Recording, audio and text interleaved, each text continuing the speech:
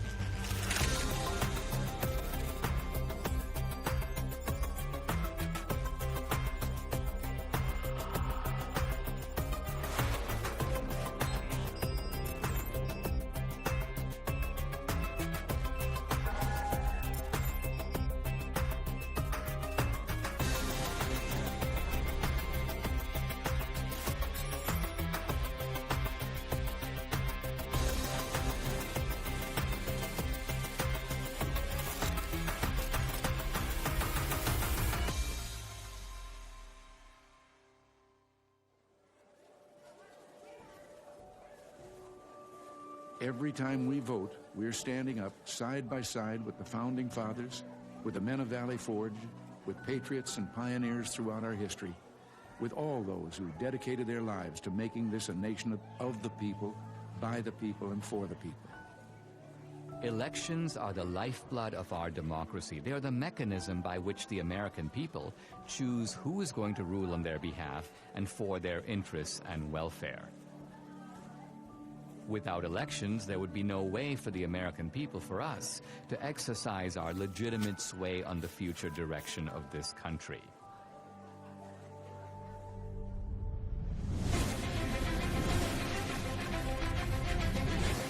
Polls now closed in half the country, and we are getting some interesting results coming in from those battleground states. If you're a Republican, you say, wow. If you're a Democrat, you say, uh-oh. You see, Donald Trump is now starting to widen his lead. President Trump now with 54% of the vote. The president right now has the lead in the Keystone State. We're going to have a great night, and we're going to have, much more importantly, we're going to have a great 4 years. The 2020 election haunts the American mind. Here's where it gets really bizarre. At Fulton County, most populous county, it is Atlanta, they just stopped counting. Nevada, meanwhile, has stopped counting votes. They've all stopped counting for the night? All right, welcome back. This is CNN's special live coverage, 10:31 a.m. on the East Coast. Why am I giving you the time? Well, if you managed to sleep last night, things changed.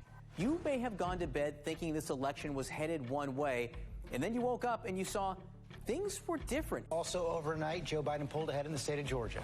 Joe Biden takes the lead in Pennsylvania. Okay, we have an announcement to make. Joe Biden has run for president 3 times, and the 3rd time has turned out to be the charm. One side insists it was the most secure election in U.S. history.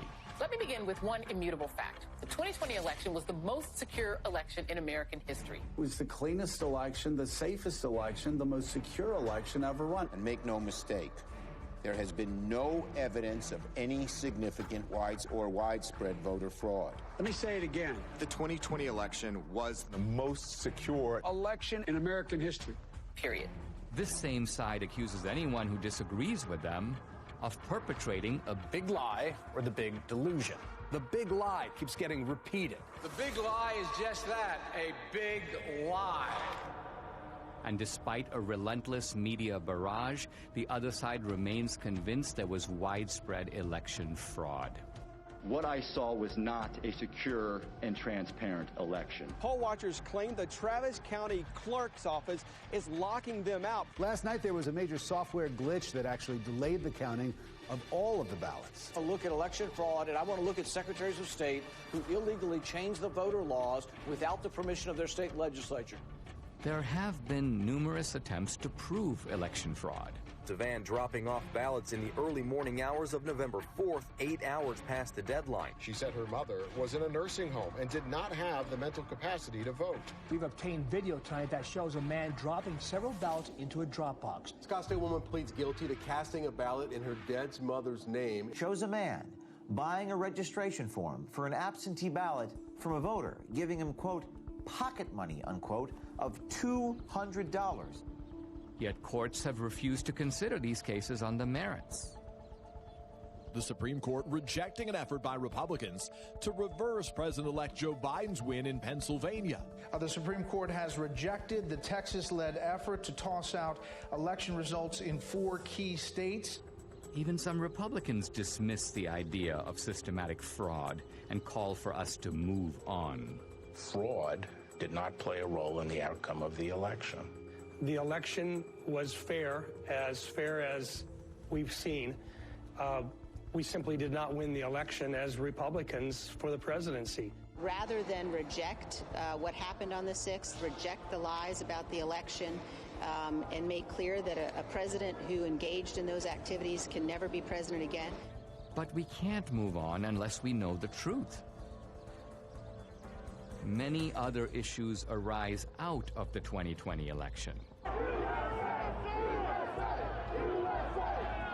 Did the January 6th protesters go to D.C. to mount an insurrection?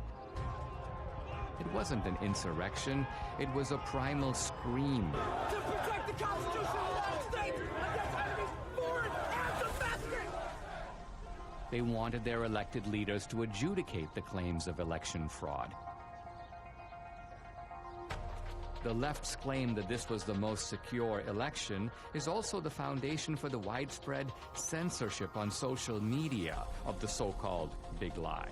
This morning, President Trump waking up without his favorite megaphone. You will never again see a tweet from President Trump. But is it a big lie? Is it a lie at all?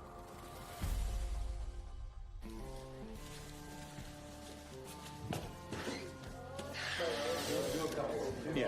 Rolling. Sound speed. All right. Everybody got me? Yep. All right. SRP.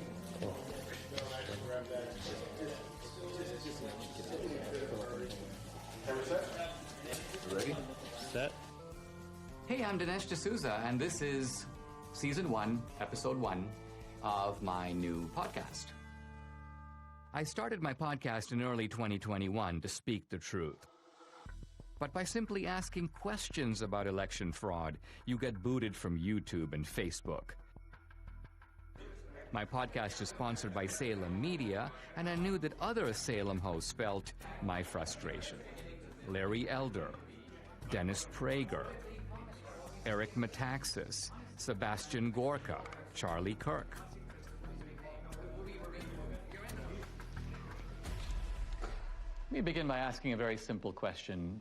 Do we feel confident or comfortable that we know the truth about what really happened in the 2020 election? I'm agnostic on this question, and I am awaiting more information.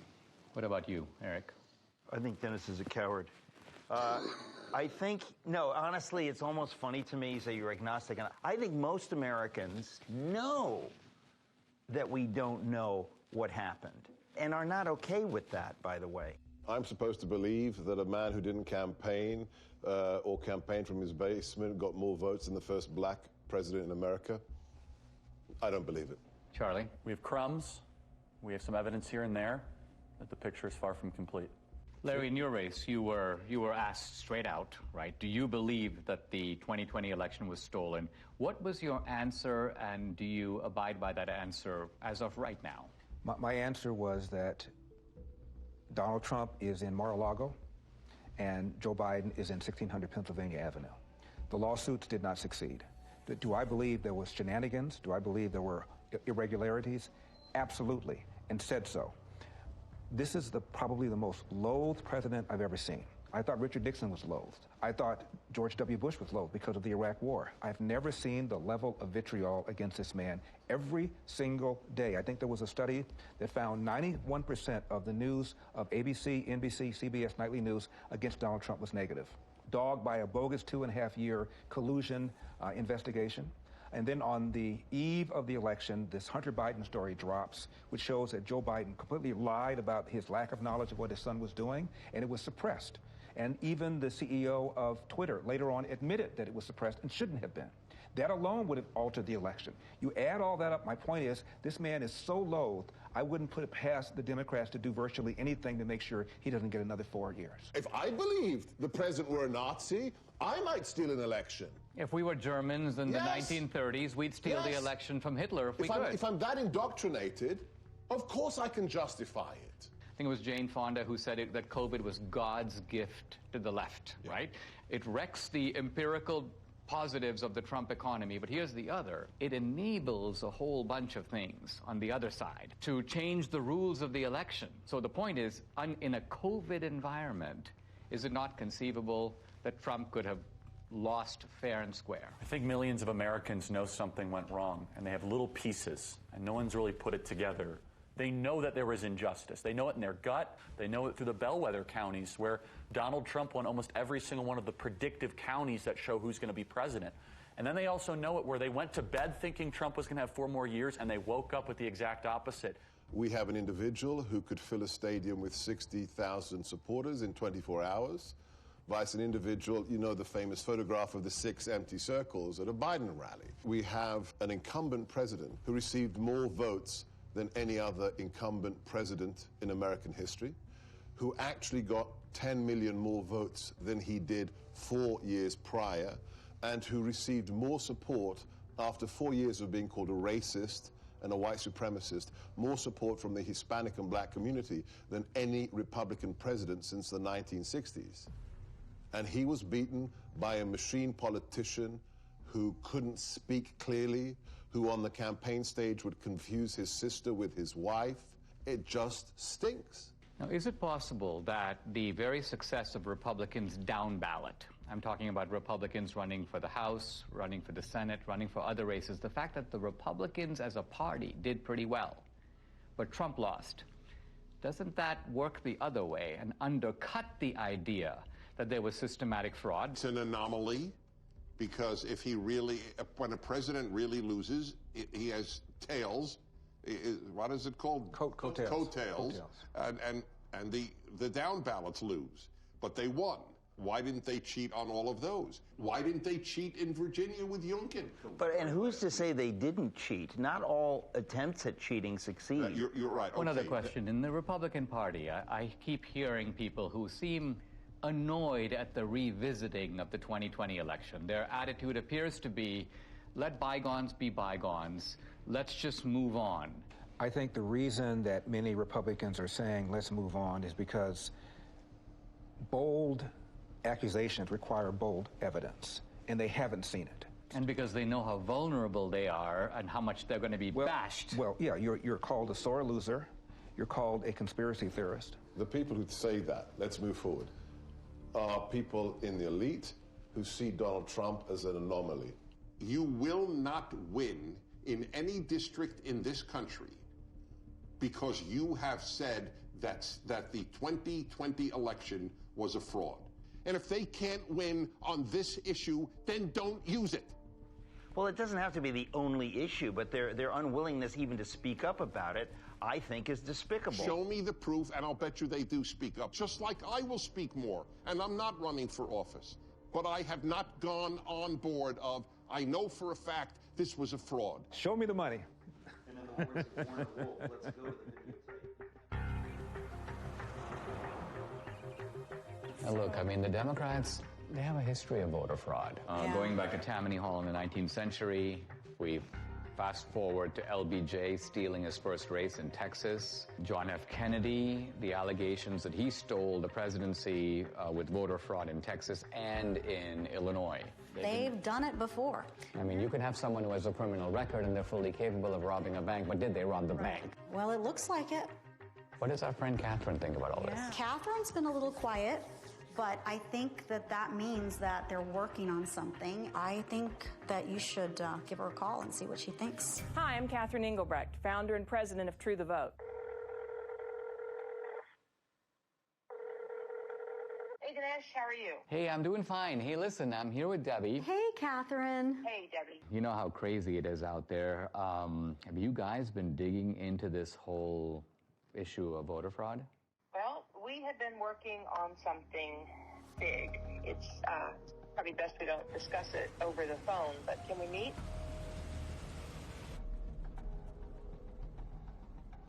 I've been working with Greg Phillips. I don't know if I've ever introduced him to you, but he has a deep background in election intelligence. He's worked projects all over the world. He's a massive 30-year experience. We decided to test a hypothesis, and we went really big. And now we have something that we think you're going to really want to see. So I'll send you the address separately. Now, Greg Phillips, what's your background that prepares you for this kind of work? I've been in and around election intelligence and integrity for about 40 years. We've done investigations literally all over the world. It's a combination of data acquisition, data analysis, occasionally some in-depth data mining. Our ability to draw meaningful conclusions that link the who to the when to the where is significant in the space. Catherine, you started the group called True the Vote in the year 2010. What was your mission or objective? We just didn't have enough volunteers working at the polls in our local elections. So we began by training people to work in the polls, and then as we got further into it, we recognized, wow, some of the problems you see at the polls can be attributed to problems in the voter rolls. Well, what can we do about the voter rolls? And so it turned into something much bigger than we had anticipated. True the Vote has the largest store of election intelligence for the 2020 elections in the world. No one has more data than we do. So I started True the Vote to ensure that every American voter has an opportunity to participate in elections. I think I became familiar with your work when you gave congressional testimony. Now, that was in the year 2014. In fact, I met you through Debbie, and I think what's interesting is that you not only have known Debbie for years, but you trained her. And Absolutely. I was a bilingual poll watcher. Oh, yes. So my Spanish language came in very handy. I was a poll watcher in Rosenberg, and the poll judge was telling this couple that came in Spanish who to vote for. And of course, she didn't really realize that I knew Spanish, and so there we go. And you busted them. I busted them. Yeah. So, Catherine, when you set up True the Vote, you set it up not so much, it's not a partisan organization. Is that because you saw shenanigans, problems with voting as coming out of both parties? Oh, absolutely. Plus, we need parity of parties at the polls. Well, you told me about this remarkable election in which you had vote harvesting and vote trafficking, but it was on behalf of a Republican candidate. Exactly. In North Carolina, it was unique in that it actually overturned an election. There's going to be a new election in the North Carolina congressional district engulfed in a scandal over voting fraud. This all centers around allegations that an operative for Harris then hired a team of people to harvest absentee ballots, paying them between $2 and $3 a vote. So you have an activist, the guy's name was McCrae Dowless, and he worked for the Bladen Improvement Association, which was a kind of an African-American get voters to the polls, but apparently they were doing all kinds of vote harvesting, and he learned the strategy. Then he broke with them, and he took his services to Mark Harris, a Republican, well, actually a pastor who was running. Correct. And Harris won. He pulled it off. In 40 years of doing this, we've seen this over and over again. Sometimes the schemes are a little bit different. Sometimes it's people out banging on doors, gathering ballots. Sometimes the ballots are sent here, gathered here, deposited there. But the trafficking itself is always the same basic pattern. There's a nonprofit involved somewhere in the middle. There are people that are either collecting those ballots on the one hand or depositing those ballots on the other and getting paid for it. In no case is it acceptable to be paid for your ballot or to accept some form of remuneration for your ballot. And in no way, in no time, is that legal. I noticed, Catherine, that in the immediate aftermath of the election, when there were a lot of accusations and charges flying around, all reflecting these suspicions that something went deeply wrong, charges of foreign intervention, charges of machines, you and your organization were kind of dead silent. I got the impression that you were looking for a different approach. Given the outliers that were introduced in such a major way in 2020, namely the privately funded drop boxes, the mass mail out of ballots, the hypothesis was, if you were going to cheat, how might one go about this? That would be provable, trackable, traceable. You said there might be some, let's just call them bad actors, who are delivering ballots systematically and illicitly to these mail-in drop boxes, and there might be a way to track them and to bust them. We didn't know. We decided we're going to let the data tell the tale, and we collected together a team of highly skilled contractors and put together a plan to see where the data would take us. What, Greg, is geo-tracking? So the idea is to collect these signals that are emitted from your phone. Your cell phone is delivering information to apps that are collecting that ping. So there are 4 key coordinates: the lat long, the elevation, and the time. And with that data, we can then build a pattern of life around you. So that phone's here right now. Well, where's it going to be at 5 o'clock, and where's it going to be tonight? Well, here's my cell phone. My cell phone is off. Can I be geo-tracked even with the cell phone being off? Possibly. Depending on the apps that are on the phone. Apps, depending That's on what marketing companies do all day, every day. Now, this is the point. We were at the Apple store and at CVS, and on both occasions, they knew where you were evidently. Absolutely. And they were telling you about specials, and they were, so people have experience of this. There's 300,000 or so apps that gather that data, and then they sell it to brokers. Isn't it also true that this geo-tracking has now become a vital tool for the military, for the intelligence agencies, and for law enforcement? Indeed, they're using it almost every day. I'll say that there's no question amongst anyone that I know in the community that many, if not all, of the people that were involved in the situation at the Capitol on January 6th were being tracked previous to January 6th, because they already knew what their pattern of life was. They already knew who to look at. Many of the people who stormed the U.S. Capitol on January 6th left digital footprints that law enforcement has used in making arrests. You're saying they must have known about these people before, because some of those guys were arrested 1 day, 3 days, 5 days after January 6th, and that's not enough time to do the geo-tracking analysis. The very idea that you could go from the afternoon of January 6th to acquiring the data, tracking the data, unmask who actually owns that phone, which the government is required to do, and then get it to a grand jury, make an arrest in 72 hours? Impossible. It's not possible. They had to have been tracking the people in advance. But the fact of the matter is, these techniques are used every single day by law enforcement, the intelligence community, the Department of Defense. Was geo-tracking part of the way that the CIA was able to identify bin Laden? It certainly played a role. It's even more sophisticated today than it was when bin Laden was disposed of.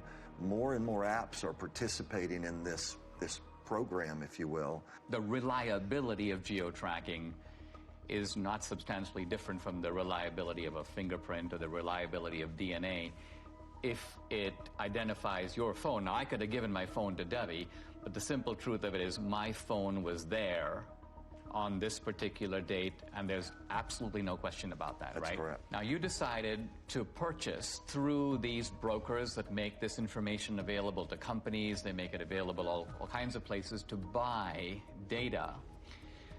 Let's talk about the methodology. You identified data in certain places, and by and large you focused on the states where the election was decided. Tell us, what are the areas that you bought data for, and what were you looking for? And what's the time period? October 1st through the election. In Georgia, we actually bought from October 1st through January 6th after the runoff. So we went in, We decided to do the Atlanta metro area because it picks up some rural areas, it picks up some urban areas, it picks up some suburban areas. 309 drop boxes in the area. And we thought, okay, well, this is a pretty good test. We, in essence, sort of fenced around those. Geofencing, so-called. Geofencing. And then we were able to make purchase of data of people that had been near those drop boxes, but also near the organizations. Across the country, we bought 10 trillion signals. When they give you this data that you then have to go through, what does this data look like? Well, it's a massive data transfer. We have more than a petabyte of data. You're talking about transacting hundreds of terabytes, so it's a significant move of data. You have 10 trillion signals, that's a lot of signals. So what was the criterion that you set? Final decision was they had to have been to 10 or more drop boxes, meaning unique visits inside of a space, and 5 or more visits to one or more of these organizations.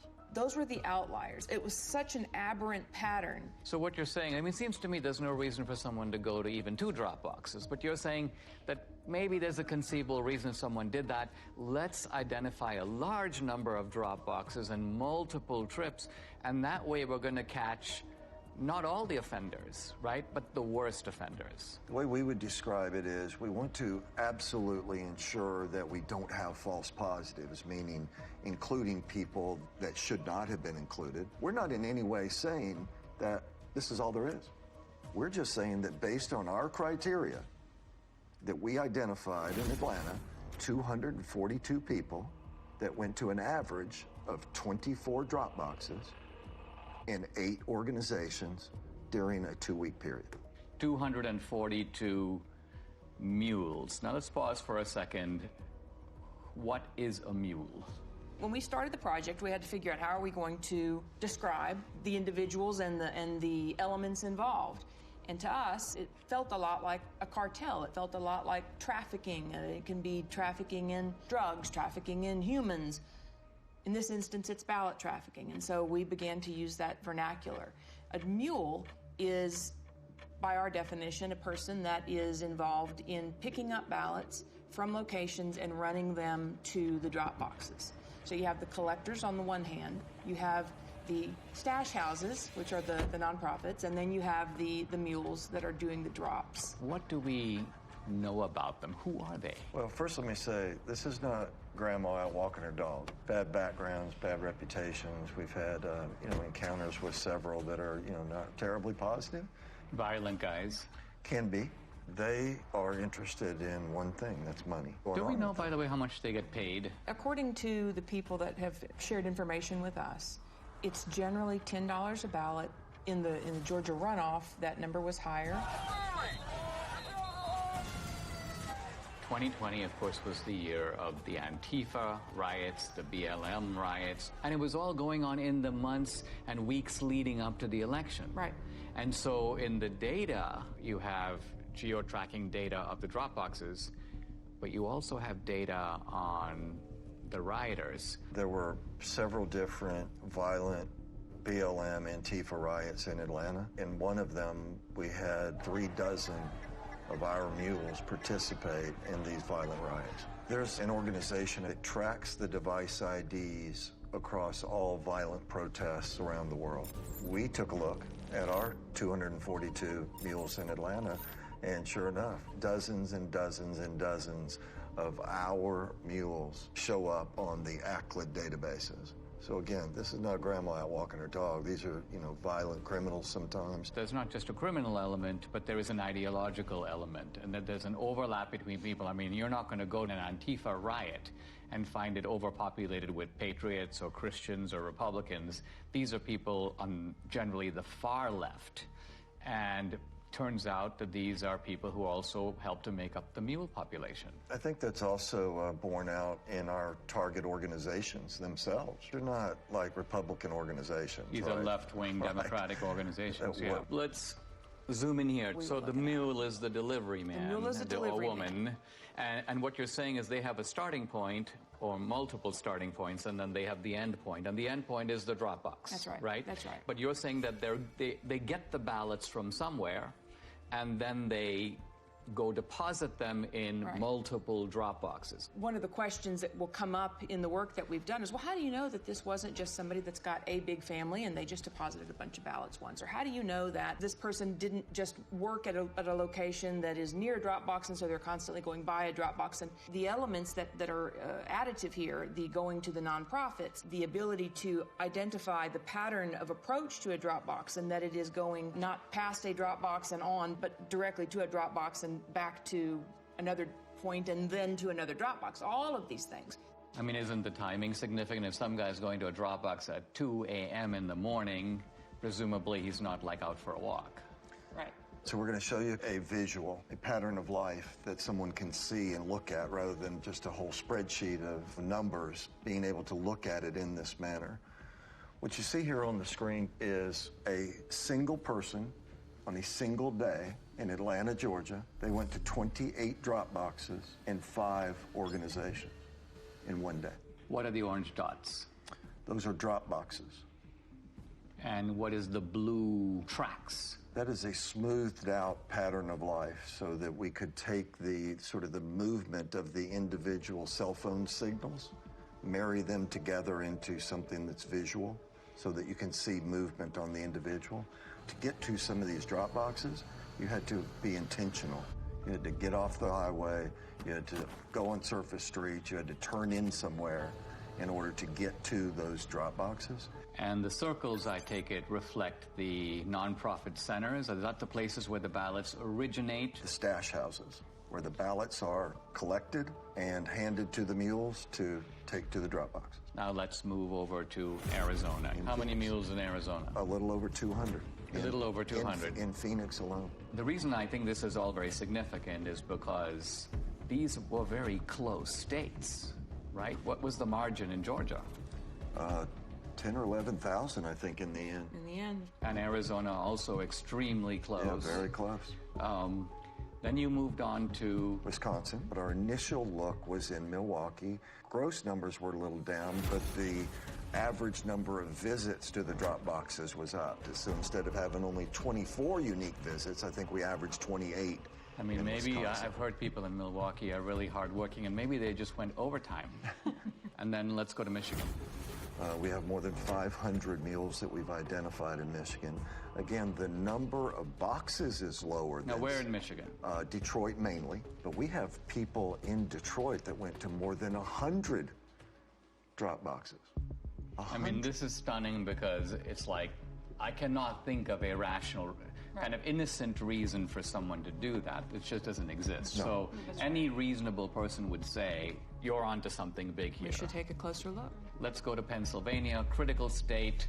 I think it was Pennsylvania that really gave Biden the election. Philadelphia alone, we've identified more than 1,100 mules at rates well beyond anything we'd seen. Closer to 50 drop boxes each. Each guy going to 50 drop boxes? Each. 1,100. We saw people driving back and forth to New Jersey across the bridge. But you're saying the ballots may not even be from Philadelphia or from Pennsylvania. We're saying somebody should investigate. But you're investigate. saying that the origin point appears to be Jersey. Now, running 1,100 mules times 50, we are at 50,000 drop box visits by the mules alone in Philadelphia or greater Philadelphia area. Now, as you were assessing this data, you had, the two of you, and I'm not sure which of you came up with this, a genius idea in my view.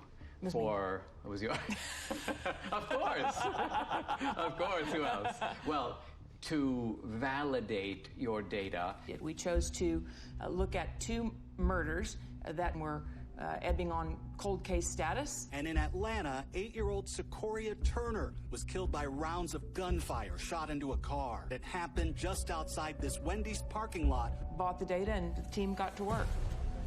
You could see visually that there were only a handful of unique devices that could possibly have pulled the trigger. So this is the area, and this is where the Wendy's was. And are you saying that each green dot is the same guy, but moving through time? Each color is one person.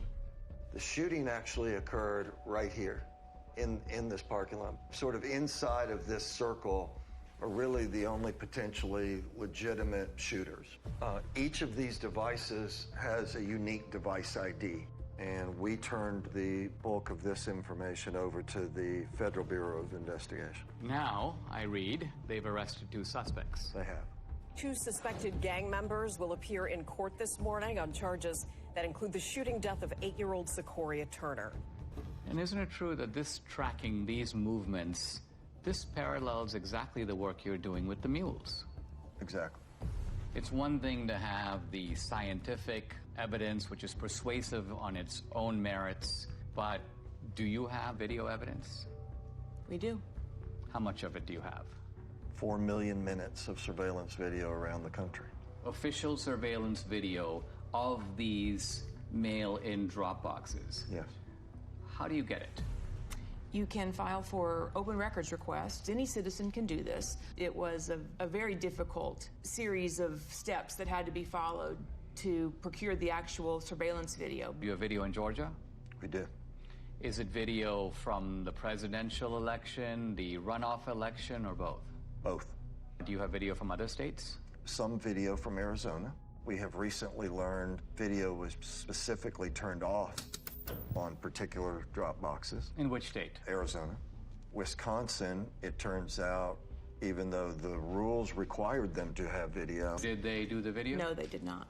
There should be video on every Dropbox. Indeed. Given today's kind of cost of technology, it would not have been that hard to do it. And you sent me a screenshot, Catherine, where you were requesting video, and I believe it was the state of Georgia saying this video does not exist, and we can't tell you why it doesn't exist. Right, that was in Fulton County. We have correspondence like that from a lot of states. In the absence of video, and that geospatial data is key to decoding, what the greater scheme was.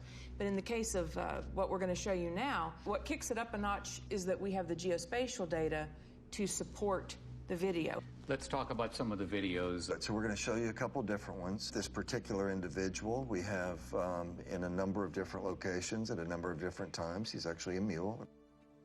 This is the official surveillance video of Georgia. Absolutely. And so as the person pulls up, they don't even bother parking. Of course, in the middle of the night, so why would they? He gets out, approaches the box.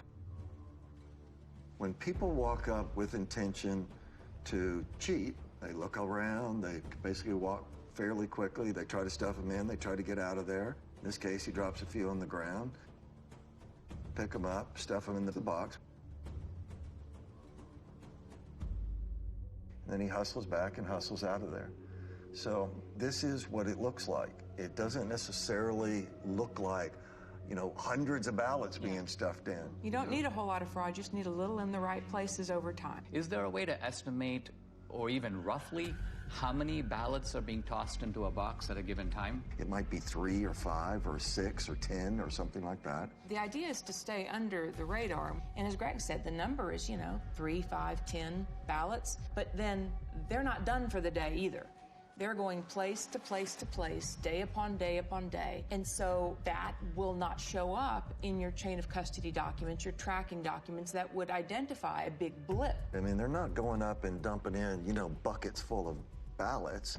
On the other hand, we've seen circumstances where it appears that buckets full of ballots showed up. There's one box in Gwinnett County that had a chain of custody document with 1,962 ballots noted on this. And first of all, that's roughly 10 times what we normally see. We sorted through the geodata, found a few hundred people. Okay, well, that's pretty odd. We have video of all of this. And guess what it shows? 271 people approached that ballot drop box during that 25-hour period. 271. 1,962 ballots were deposited. Wow. Here are election officials pulling out of that drop box 2 full duffel bags containing over 1,900 ballots. Let's look at another one. Yeah, let's take a look at...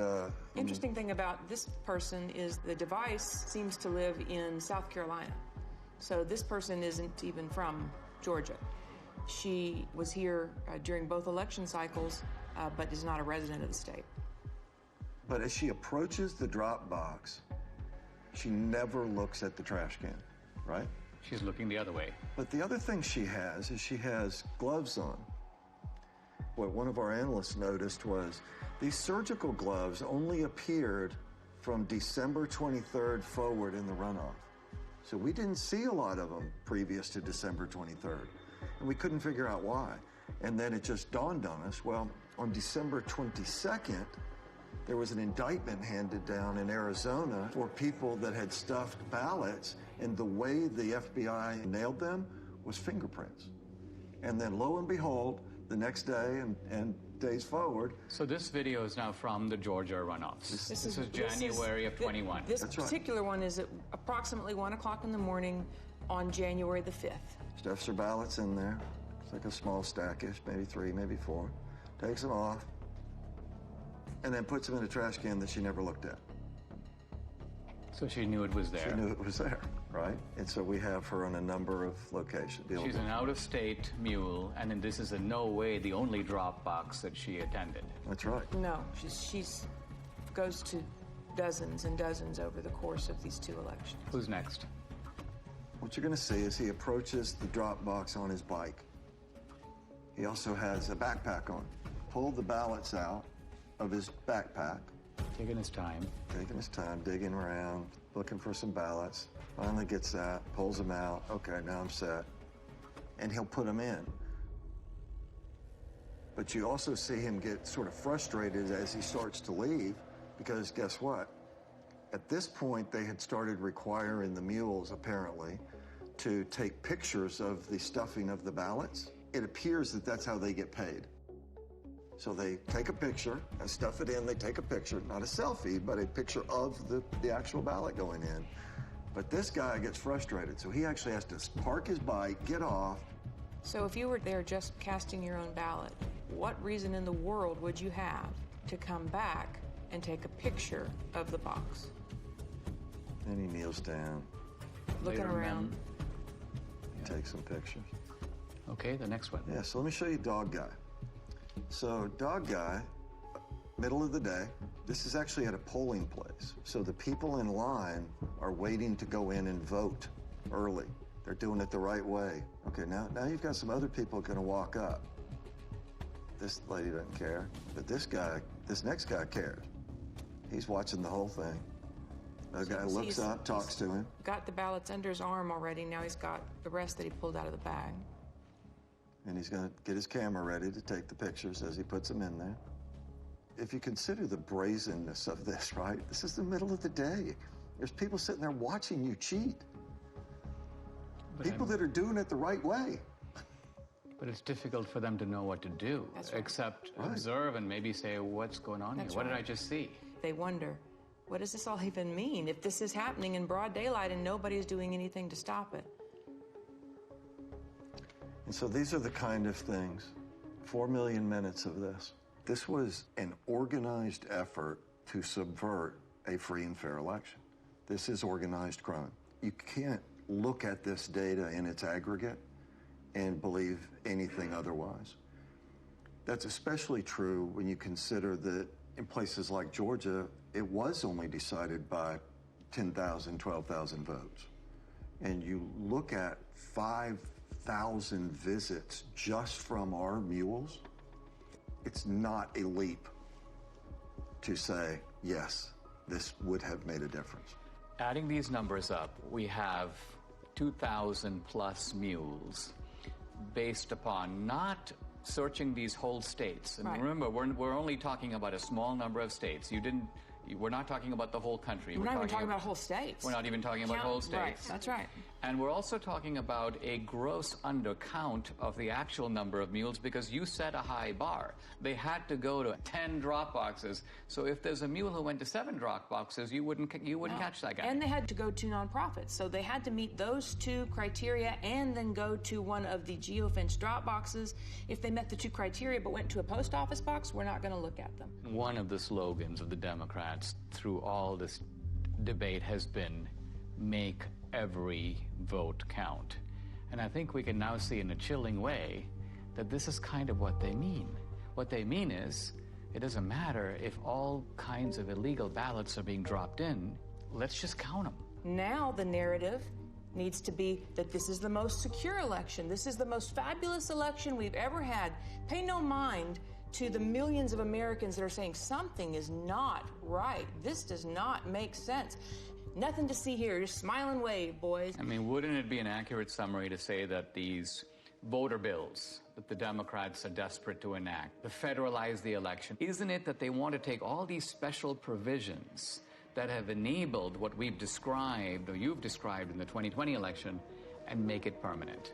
If we don't wake up and do the hard, roll-up-your-sleeves work that it's going to take to reel this all back together, then yes, all the pieces are in place for our election system to be in permanent lockdown. And it will be done under the watchful eye of a media that will tell you it's all just fine.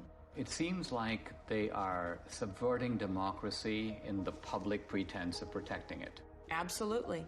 And it won't stop unless we stop it. If I look across the swath of Republicans, this is not the kind of issue that they seem to be comfortable with. It's almost like they would rather endure. That's right. As I said, well, it's a gamble, right? Because the ones that are enduring are currently elected and in power. When you watch these brazen acts and nobody says a word because they're scared that they're going to be sued, because they're scared that they're going to be canceled, because they're scared that they're going to be silenced, that kind of chilling effect is exactly what they want. And as I said, on the other side of fear is freedom. If you never get past the fear, you're never free. Let's sum up what we know. Do we know for sure that this was not, in fact, far from, the most secure election in history? It was not. We know that for a fact. Do we know for a fact that there was coordinated, systematic fraud in all the key states where the election was decided? Yes. Yes. And therefore, does it follow that the people who suspected fraud, even though they didn't have the proof, their suspicion was right? Absolutely. Their instincts are right. And moreover, that the states that are trying to do something about systematic fraud by restoring a modicum of, let's call it the old rules, checking your voter ID, checking signatures. You want a mail-in ballot? You know what? You got to request an absentee ballot. We're not going to send 20 million ballots out there and see what comes back. That these voter integrity laws, far from being voter suppression, are actually a legitimate way to make sure that the people who vote are actually eligible to vote. 100% accurate. That's absolutely correct.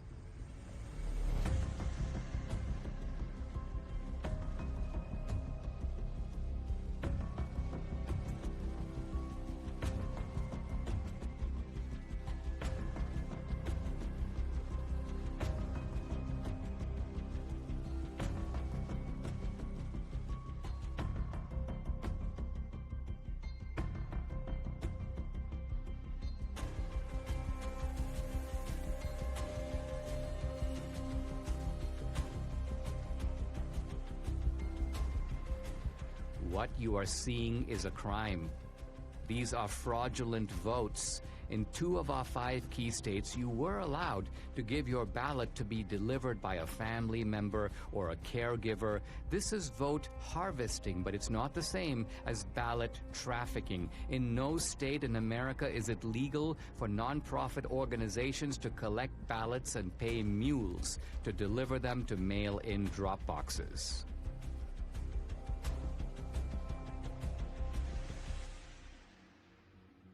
Now we come to the most important question of all. Was the magnitude of vote trafficking in these key swing states enough to tip the balance in the 2020 presidential election? Let's first narrow in on just our 2,000 mules. Their average number of Dropbox visits, 38. Their average number of illegal ballots deposited per visit, 5. That's 380,000 illegal votes. But was this sufficient to put Biden in the White House? To answer that question, we must look at each key state. In Michigan, 500 mules, averaging 50 Dropbox visits and 5 illegal ballots per drop, That's 125,000 illegally trafficked votes, not quite the 154,000 vote difference between Trump and Biden. So Michigan, with its 16 electoral votes, stays in the Biden column. In Wisconsin, 100 mules, averaging 28 drop box visits and 5 illegal ballots per drop. That's 14,000 illegally trafficked votes, 6,000 votes short to give Trump the win. So using only our mules, Wisconsin's 10 electoral votes stays in the Biden camp. But now we come to Georgia. 250 mules, averaging 24 drop box visits and 5 illegal ballots per drop. That's 30,000 illegally trafficked votes, far more than the 12,000 vote difference between Trump and Biden. So Georgia, with 16 electoral votes, moves over into the Trump column. In Arizona, the numbers are roughly the same. 200 mules, averaging 20 drop box visits and 5 illegal ballots per drop. That's 20,000 illegal votes. Again, these illegal votes are substantially more than the 10,000 vote margin that gave the state's 11 electoral votes to Biden. In Philadelphia, Pennsylvania alone, 1,100 mules, averaging 50 drop box visits and 5 ballots per visit. That's 275,000 illegal votes, again comfortably exceeding the 80,000 vote margin between Trump and Biden. So Pennsylvania's 20 electoral votes goes for Trump. Shockingly, even this narrow way of looking at just our 2,000 mules in these swing states gives Trump the win, with 279 electoral votes to Biden's 259. But no one thinks that our 2,000 mules were the only mules trafficking illegal votes. To widen the search, Greg and his team lowered the criterion from 10 or more to 5 or more drop boxes. This revealed a huge upsurge in the number of mules from 2,000 to 54,000. 54,000 mules. Next, they used a very conservative estimate of just 3 ballots per drop box visit. Now, when we multiply this increased number of mules times the 5 drop box visits per mule times just 3 illegal votes per drop, we find election fraud on an astonishing scale. In Wisconsin, 83,565 illegal votes were trafficked. In Georgia, 92,670. In Pennsylvania, 209,505. In Michigan, 226,590, and in Arizona, 207,435. Using this calculus, Trump would have won all the key states. And the final electoral vote, 305 to 233. I wanted to get my Salem colleagues' take on what I'd learned here.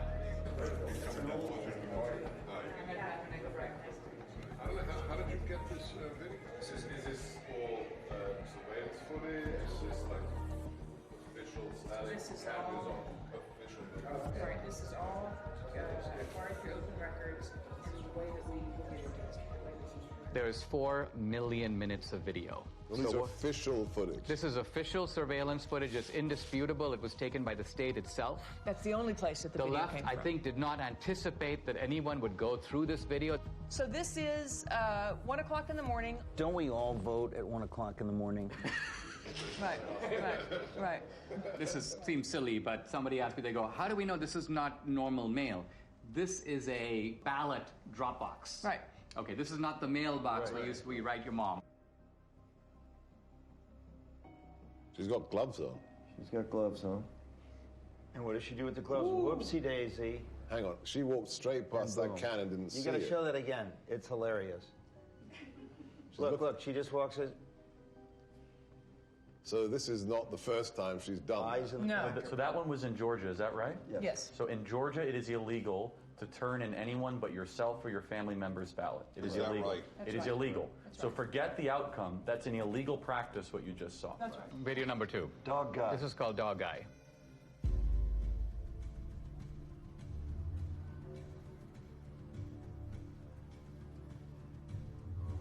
He's taking pictures.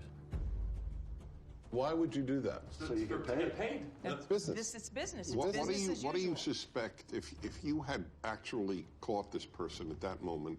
hand me those ballots, and the person did, what do you think you would see? Whose name is on it, in your opinion? Ineligible voters, people that have moved. Would you see legitimate ballots? There's an ambiguity in what you're saying. The ballot itself is legitimate. No, that I... Right, it's not a fake piece of paper. Yes, right. Okay. But again, remember, when you mail in a ballot, you have a security envelope with the signature verification standard that's been all but washed away. And as soon as it's taken out of that envelope, then you have a disconnect, and the ballot is private. It's a virgin sheet of paper. The ballot is private. The only private. ID is on the envelope on the outside. This is an example of multiple ballots, so this... 3:57 a.m. Prime voting time. Got to beat the lines. This person comes up, Right. and what you're going to see is when you try to put too many ballots in.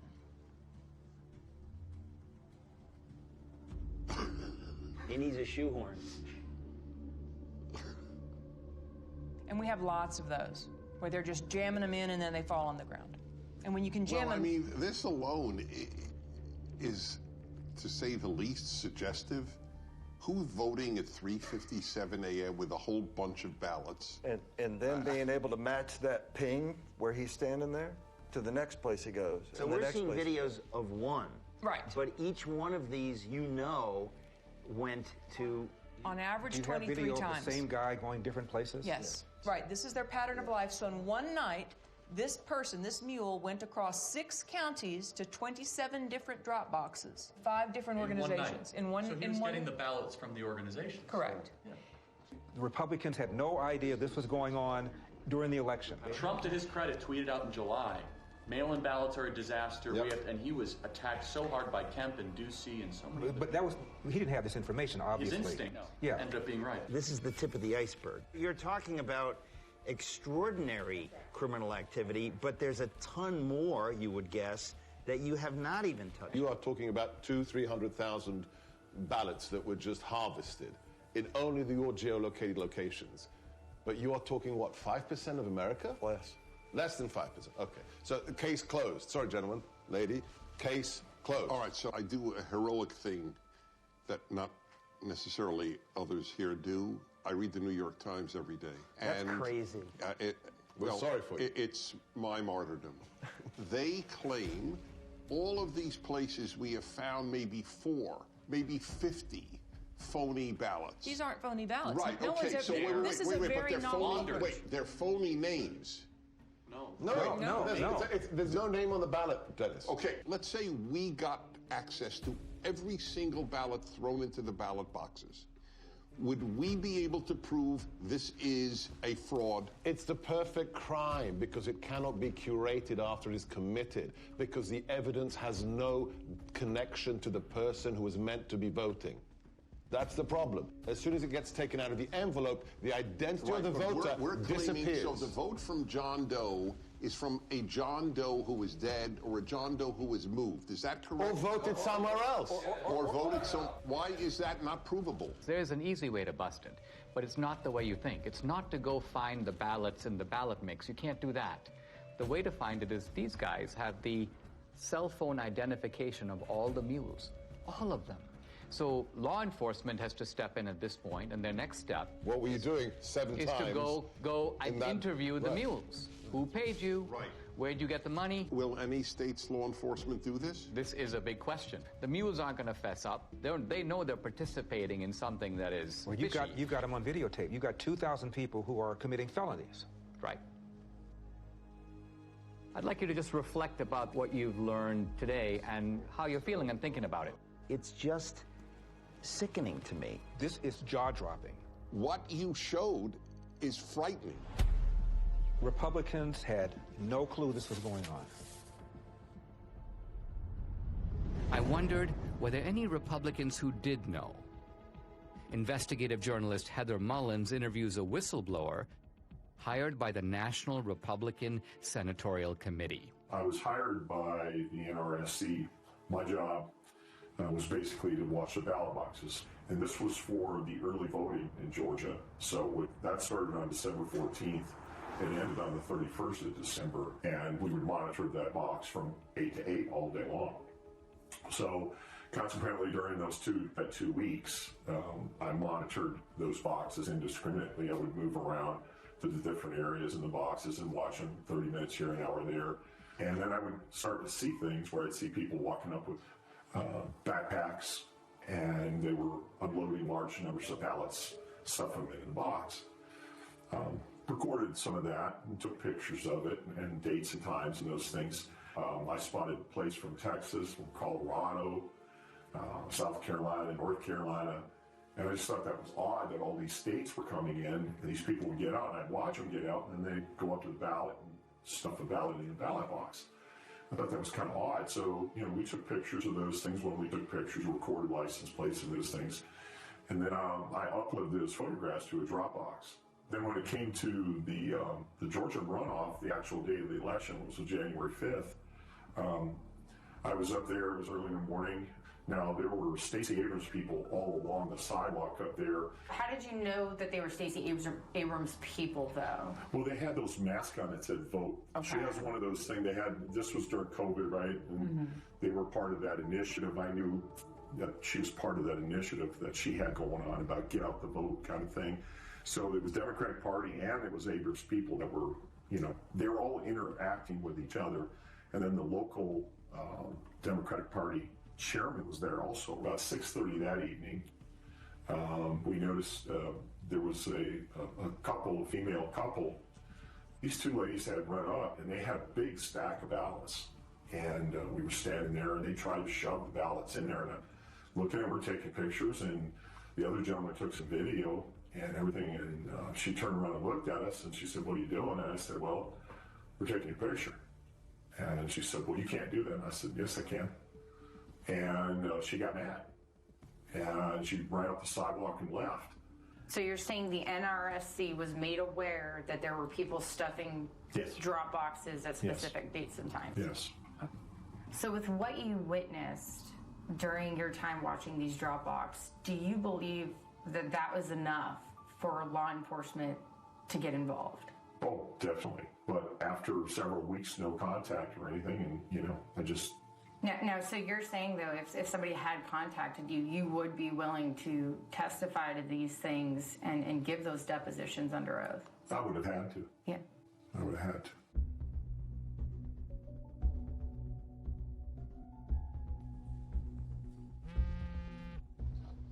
Catherine, hey. Greg just interviewed an informant in Arizona who's now cooperating with authorities. Oh, wow. Okay. Check your email.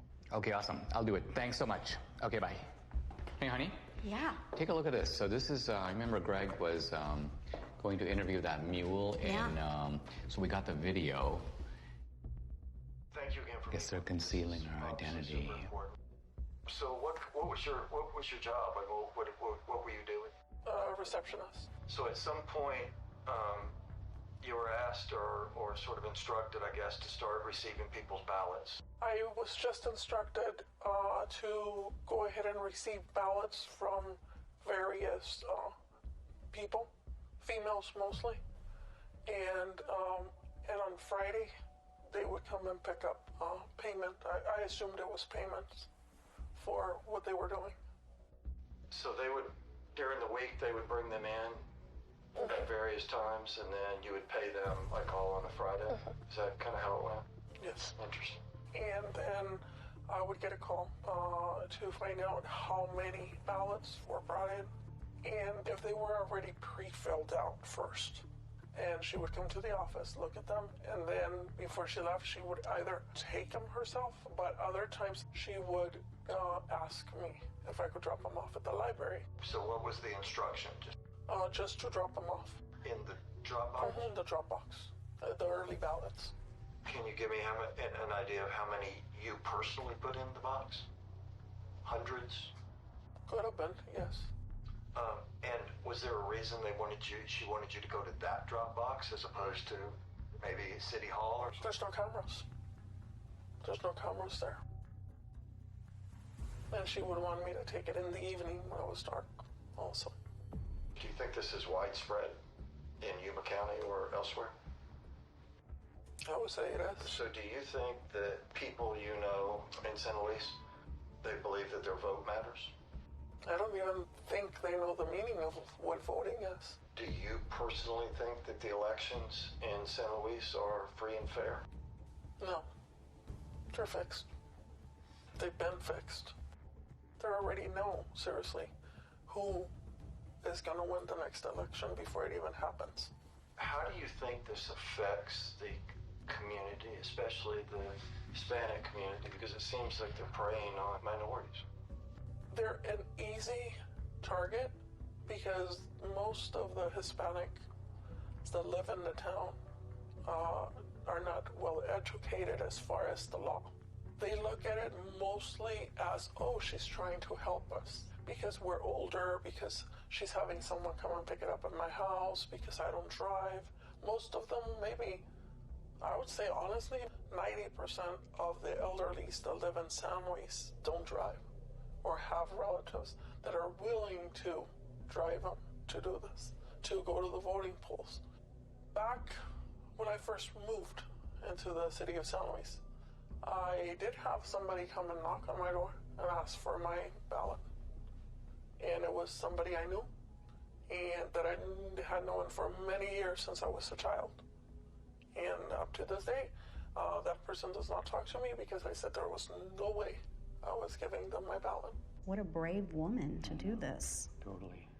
I call it the Mexican mafia, seriously, because they work like that. It seems like we need to do a better job of maybe educating folks or helping people understand that this stuff's not okay. I offered a long time ago, but again, they told me, oh, don't do it, because you're going to end up in the trash can in pieces.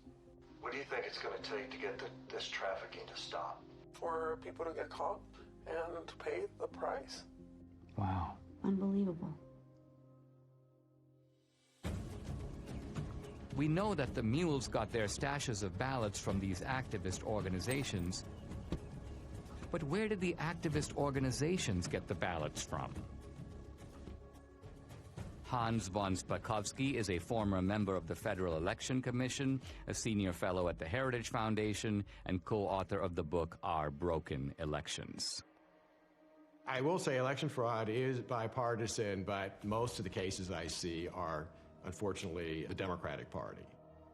Hans, you just watched a mule kind of fessing up about participating in this trafficking operation. Is this kind of a mule operation something familiar to you? But unfortunately, this is so common in some parts of America, particularly the Hispanic community, that they have a special name there. There they call them politiqueros.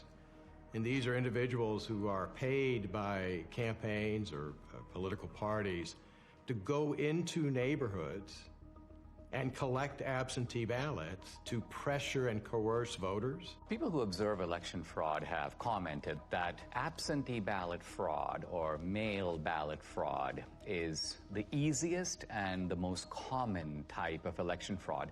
Why is that? Well, because they're the only kind of ballot that is voted outside the supervision of election officials and outside the observation of poll watchers. Transparency, as you know, is very important in the election process, and there's no one there at a voter's home to observe what's happening. Also, remember, when you're in a polling place, you fill out your ballot and you then deposit it directly into the ballot box. That obviously is not what happens with absentee ballots. There are some states, I believe about half of them, about 27 states, that allow voter harvesting. And by voter harvesting, what we mean is that you are allowed to give your ballot to someone else and ask them to deliver it. Now, are there any states in which you're allowed to pay mules to deliver ballots to drop boxes? No, you're not supposed to be doing that. And allowing vote trafficking to begin with is a huge mistake because you're giving third-party strangers, you know, candidates, campaign staffers, party activists, all people who have a stake in the outcome of the election, you're giving them the ability to handle something very valuable, a ballot.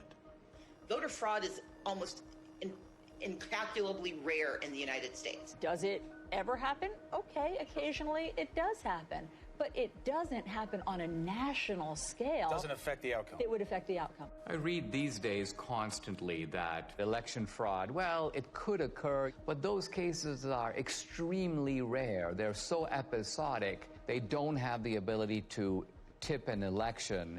Is that true? Fraud happens often enough that elections get overturned. I mean, just go back 3 years to 2018 and a congressional race was overturned. I can cite to you another case in Mississippi. It was just overturned by a court because of fraud. Same thing in Florida. But look, that's just the tip of the iceberg. Now, we've shown that you've got these mules who are picking up these ballots at various vote stash houses. Hans, where do these organizations get ballots? Well, to quote Shakespeare, let me count the ways.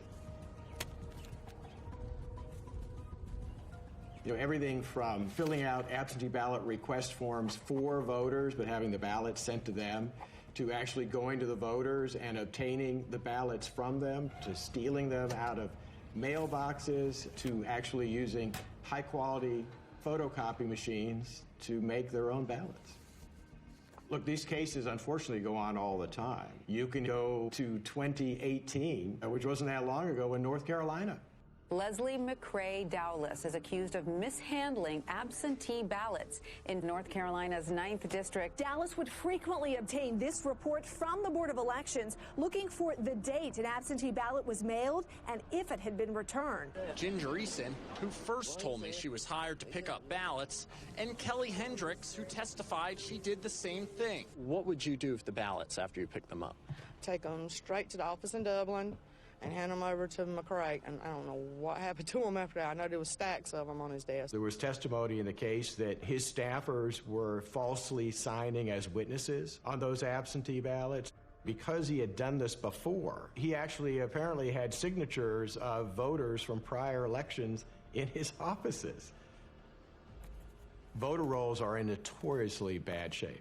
States do a very bad job of taking people off who are no longer eligible because they've died or moved away. And it's very easy to get hold of a state's voter registration list. So, you know, if somebody's on the list and they haven't voted in 10 years, you're probably pretty safe in trying to cast a ballot. On their behalf. On their behalf. Remember, in states that made the mistake of simply mailing out a absentee ballot to every single registered voter, well, if you're a fraudster and you get hold of that absentee ballot, you've got 90% of the information you need to fill it out because the name's going to be on the outer envelope and their registered address. Let's follow the track of these mail-out ballots, right? Let's just say you got students on a campus, they've voted, but then they graduate, and obviously they move to a different state. If they're on the voter rolls, is it not a fact that mail ballots will be arriving in the dorms and and so presumably they're not going to be that hard to scoop up if somebody knows where to look for them? No, that's exactly right. And you know, I work in the District of Columbia. They mailed out absentee ballots to all of their registered voters, and I can't tell you how many phone calls I got from people that I know saying that not only had their ballot arrived in the mail, but 5, 6, 7 ballots all coming into their apartment for people who used to live there. Now, a former Supreme Court justice in Wisconsin named Gableman has done a preliminary report. He talks about the fact that there are approximately 90,000 people in Wisconsin who are in resident care facilities or nursing homes. So she's basically not capable any longer of even remaining awake for more than a few minutes. And so were you surprised that she voted in February 2021? Absolutely. But I was surprised to hear that she voted in the last presidential election. Much to my surprise, she had voted off and on for the last 10 years.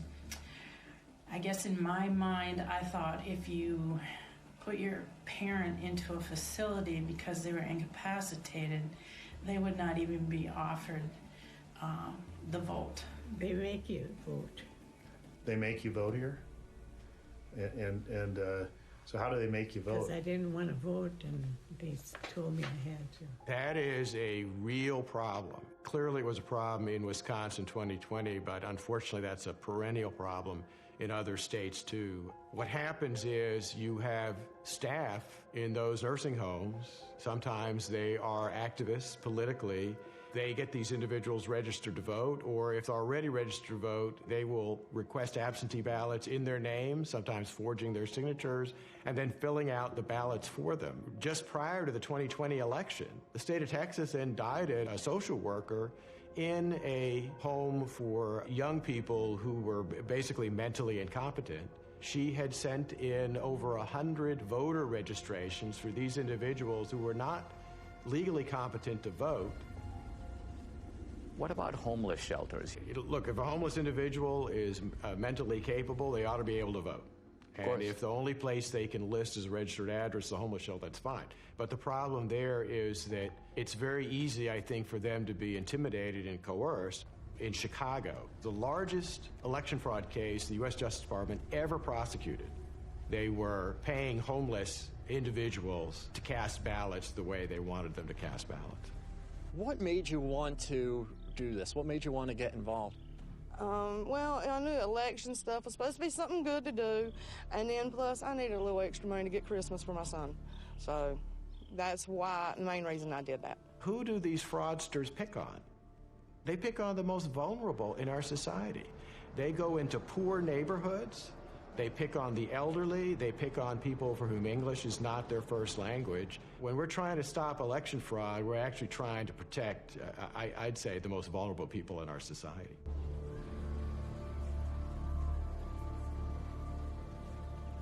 We now know where the ballots could have come from, but to pull off a heist like this on a national scale would take deep pockets. I wanted to find out where the money might have come from. Who could have funded the heist? I met with Scott Walter, an old colleague of mine at the American Enterprise Institute, who is now head of the Capital Research Center. This is an organization that has produced multiple reports on the funding of elections. People think of three rivers of money, really, that empty into the gulf of elections. The hard dollars to write a check to a candidate. The second you hear soft money or dark money. And then there's a third river that people tend to neglect, but Capital Research Center has studied intently, and that is the 501c3 nonprofit money. The kind of charity that you get to take a tax deduction for. That river is enormous. In the 2018 cycle, about $21 billion.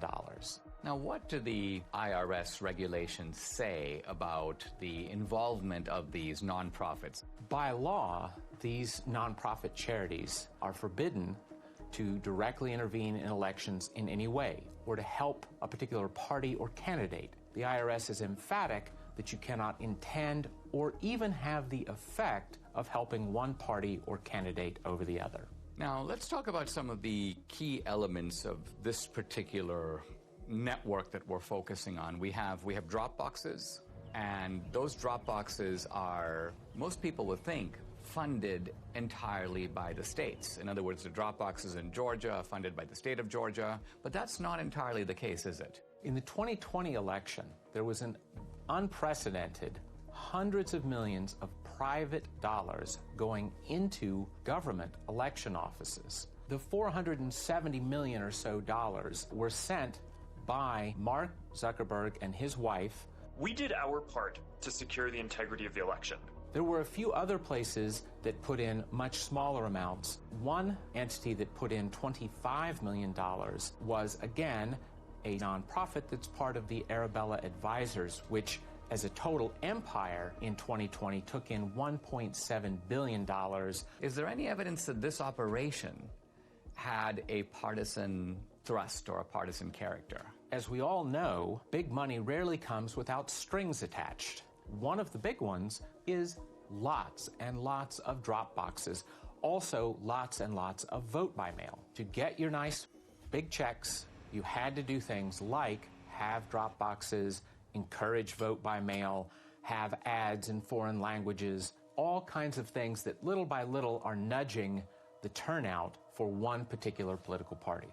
In addition to the $470 or so million that went into the Zuckbuck operation, you also had in 2020 a $120 million project, very secretive, called the Voter Registration Project. The $120 million, it came from Soros's foundation, it came from Visa's foundation, it came from Warren Buffett's foundation, it came from unions like the SEIU. The Voter Registration Project has as its goal increasing in the 8 target states over 2 million voters who are overwhelmingly expected to vote for the Democratic Party. And so the states that we're talking about here, Arizona, Yes. Georgia? Yes. North Carolina? Yes.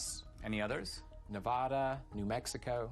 Here we've got an operation of illegal vote trafficking. You've got thousands of mules. They're being paid to do this. What you're saying is there is more than enough money available to fund any such operation. In fact, this would be only one part of a much larger effort to control the election.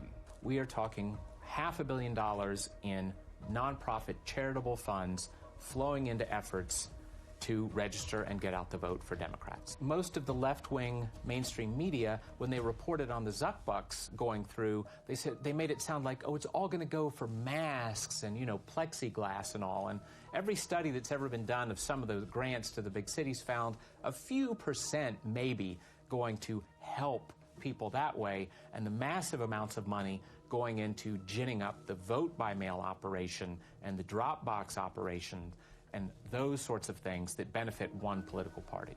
How confident should we be that this will be a fair election? They're sending millions of ballots all over the country. This is going to be a fraud like you've never seen. Trump predicted. He said the Democrats are going to cheat, that they're going to use the pretext of COVID, they're going to rig the rules in their favor. Nevertheless, Republicans focus their efforts on the campaign, while Democrats focus their efforts on the process of actually running the election.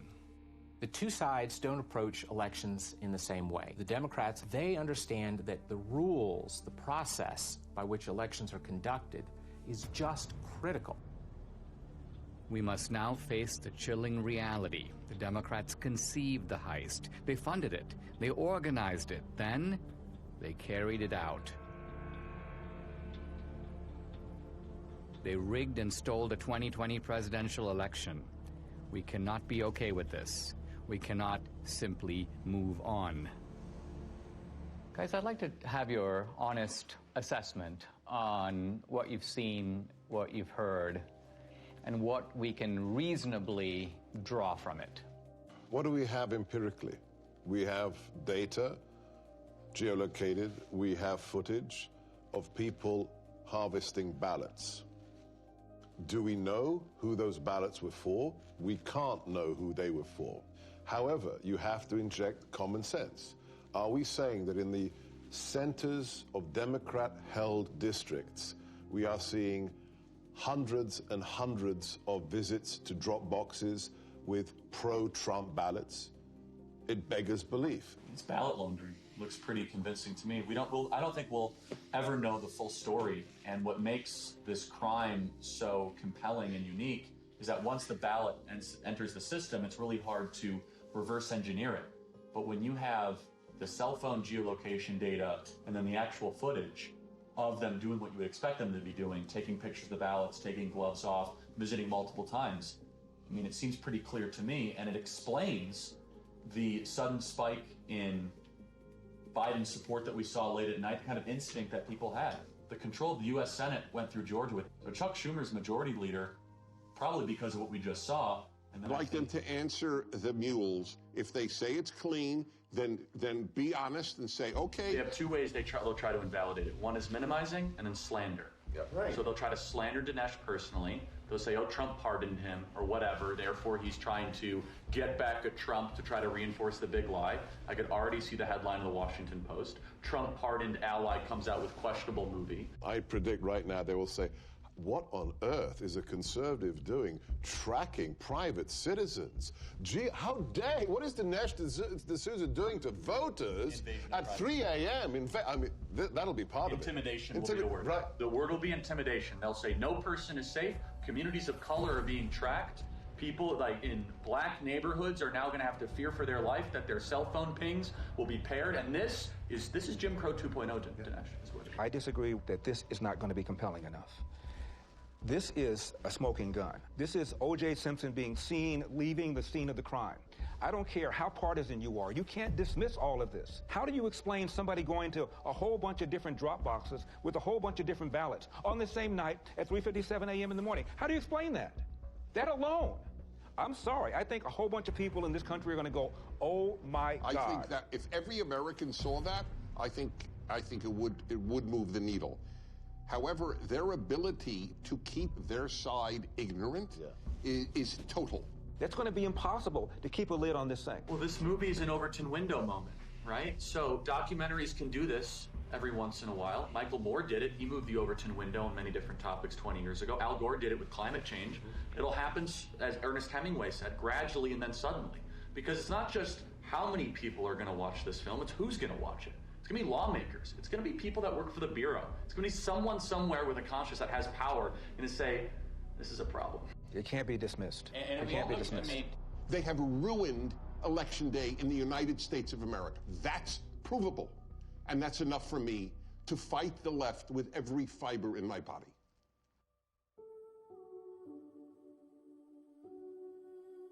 Without free and fair elections, we are not a democracy. We are a nation run by a criminal cartel masquerading as a democracy. Never in U.S. history has a presidential election been as thoroughly corrupted by coordinated fraud across multiple states as we now know took place in 2020. Today, totalitarian regimes camouflage their fake elections with appearance of democracy, but they're not real democracies. We don't want to join them. Our elections must represent the will of American citizens. We who believe in constitutional democracy must be diligent. If we give up, they win. In fact, if enough of us give up, they won't need to cheat anymore. Don't stay home. Get involved. Get out and vote. Do what is necessary to save this great country. The America we love needs us now more than ever.